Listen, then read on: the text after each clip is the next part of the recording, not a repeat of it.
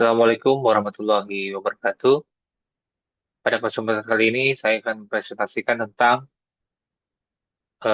tugas yang diberikan oleh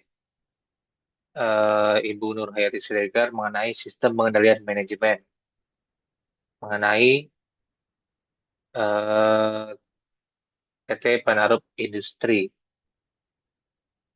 Di sini disajikan 10 pertanyaan.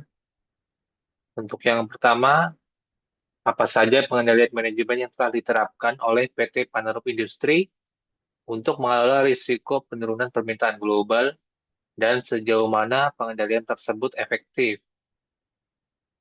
PT Penarup Industri telah menerapkan beberapa pengendalian manajemen untuk mengelola risiko penurunan permintaan global.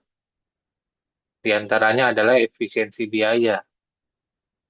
Perusahaan melakukan pemangkasan biaya operasional, termasuk pengurangan tenaga kerja dan pemotongan gaji karyawan untuk menyesuaikan dengan kondisi permintaan pasar yang melemah. Yang kedua adalah penyesuaian kapasitas produksi. Dengan menurunnya permintaan, perusahaan menyesuaikan volume produksi agar tidak terjadi kelebihan stok yang dapat meningkatkan beban operasional. Yang ketiga adalah diversifikasi produksi, kemudian kepatuhan terhadap regulasi PHK, negosiasi dengan pelanggan utama, dan yang terakhir adalah analisis pasar dan proyeksi keuangan. Untuk jawaban pertanyaan nomor dua, bagaimana peran sistem pelaporan keuangan dan non-keuangan dalam membantu manajemen mengambil keputusan terkait efisiensi operasional, termasuk PHK? Di sini dibagi menjadi dua, yaitu dengan melakukan pelaporan keuangan dan pelaporan non-keuangan.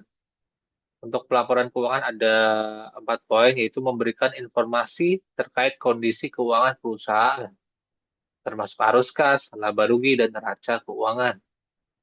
Kemudian menunjukkan efektivitas langkah-langkah efisiensi yang telah diterapkan, seperti pengurangan biaya produksi dan operasional.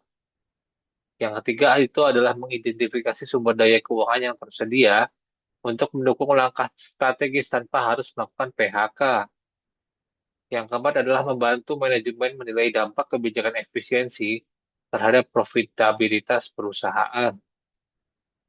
Untuk pelaporan non-keuangan, yang pertama adalah mengukur produktivitas karyawan setelah kebijakan pemangkasan gaji dan PHK diberlakukan.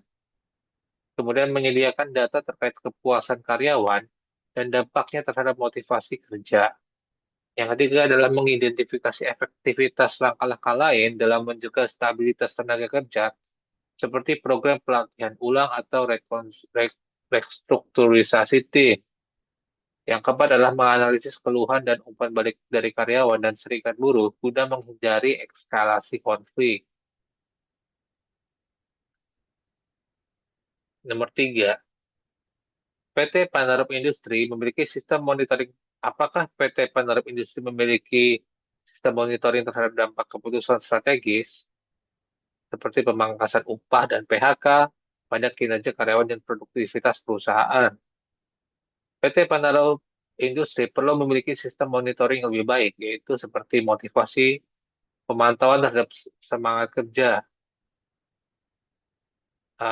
berupa motivasi dan produktivitas karyawan. Kemudian dari segi evaluasi terhadap perubahan dalam output produksi dan jumlah cacat produk setelah pengurangan tenaga kerja. Yang ketiga adalah kesehatan dan kesejahteraan karyawan, yaitu melakukan analisis terhadap tingkat stres, kepuasan kerja, dan kesejahteraan karyawan yang tersisa. Yang keempat yaitu adalah menilai dampak kebijakan efisiensi terhadap hubungan dengan mitra bisnis, investor, dan pelanggan. Sejauh mana PT Penarup Industri melibatkan karyawan dan serikat buruh dalam proses pengambilan keputusan untuk menghindari konflik yang berkepanjangan, keterlibatan dalam dialog sosial, mekanisme konsultasi, negosiasi kolektif, transparansi kebijakan. Kemudian nomor 5, asalnya adalah penerapan program alternatif. Nomor 5, apakah perusahaan memiliki mekanisme feedback untuk mengevaluasi dan memperbaiki proses manajemen risiko, khususnya dalam situasi krisis ekonomi global, yaitu melakukan survei dan evaluasi berkala, mengadakan forum diskusi internal, melakukan audit internal dan eksternal, lakukan sistem pengaduan terbuka, kemudian melakukan benchmarking dengan industri. Bagaimana struktur anggaran dan kebijakan perusahaan mendukung atau menghambat perusahaan dalam menghadapi tekanan ekonomi global? Yang pertama adalah melakukan alokasi anggaran operasional, fokus pada pengendalian biaya, dana cadangan dan manajemen kas, investasi pada inovasi dan diversifikasi pasar, pengelolaan utang dan pembiayaan, serta evaluasi berkala terhadap struktur anggaran.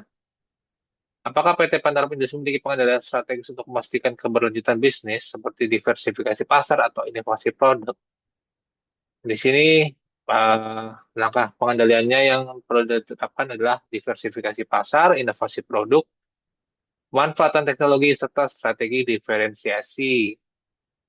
Nomor 8, yaitu bagaimana perusahaan memastikan kepatuhan terhadap peraturan perundang-undangan ketenagakerjaan saat melakukan PHK massal dan apakah ada mekanisme pengendalian hukum yang diterapkan, yaitu dengan mematuhi Undang-Undang Ketenagakerjaan, melakukan koordinasi dengan Kemenaker, kemudian penyediaan kompensasi sesuai regulasi, penyelesaian sengketa melalui jalur hukum atau mediasi, dan terakhir adalah peningkatan transparansi dalam proses PHK.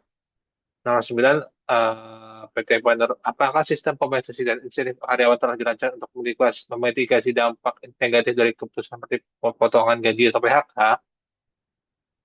Yang pertama adalah program pesangon yang adil, bonus produktivitas, pelatihan pengembangan keterampilan, skema cuti berbayar, dan pendampingan karyawan. Bagaimana peran budaya industri dalam etika perusahaan? Aspeknya komunikasi transparan, etika, kesejahteraan karyawan sebagai prioritas, program CSR, dan kode etik perusahaan, serta evaluasi etika dalam keputusan bisnis. Demikian presentasi dari saya. Terima kasih. Wassalamualaikum warahmatullahi wabarakatuh.